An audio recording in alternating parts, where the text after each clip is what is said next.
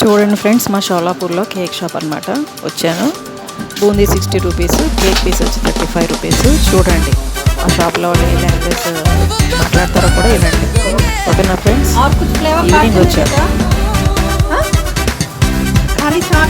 అంటే మహారాష్ట్రలో Marathi proper language, కానీ ముంబై పూర్ణ దగ్గర కాబట్టి హిందీ మరాఠీ రెండు కలిపి మాట్లాడతారు. ఇక్కడ pure by birth Marathi Maharashtrians వచ్చి మరాఠీ మాట్లాడతారనమాట. జస్ట్ చూపిస్తున్నాను ఏంటండి లాంగ్వేజ్ వాళ్ళు ఎలా యాసెంట్ మాట్లాడతారో చూడండి. ఓకేనా? మనకేంటంటే ఏ ప్రాంతంలో ఉంటే ఆ ప్రాంతం లాంగ్వేజ్ అలవాటు అయిపోతుంది. కానీ మనం ఎప్పుడన్నా టూరిస్ట్ కింద బయటకు వెళ్ళినప్పుడు ఆ లాంగ్వేజ్తో మనం కొనుక్కోవాలనుకున్నా, ఏమన్నా అవసరానికి మాట్లాడాలన్నా మనకి ఒక లాంగ్వేజ్ అనేది ఒక ఐడియా ఉండాలి. చాలామంది వస్తారు మన ఆంధ్ర తెలంగాణ నుంచి, చాలామంది ముంబై వెళ్తారు బిజినెస్ పరంగా.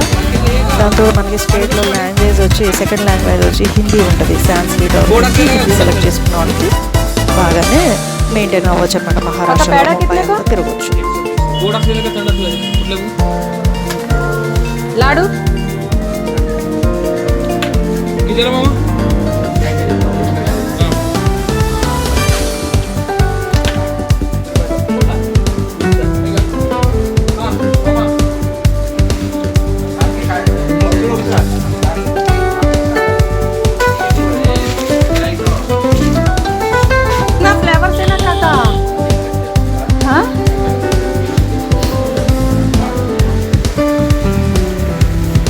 वो खत्म होने के बाद चालू कर शुरू करते हैं।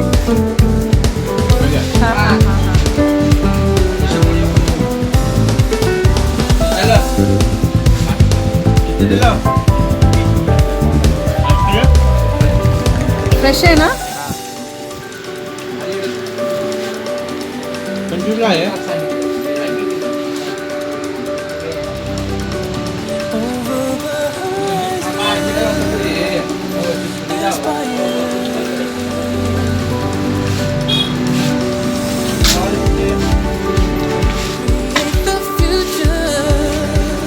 काका इतना पतला काटने का, पहले अच्छा था ना पीस।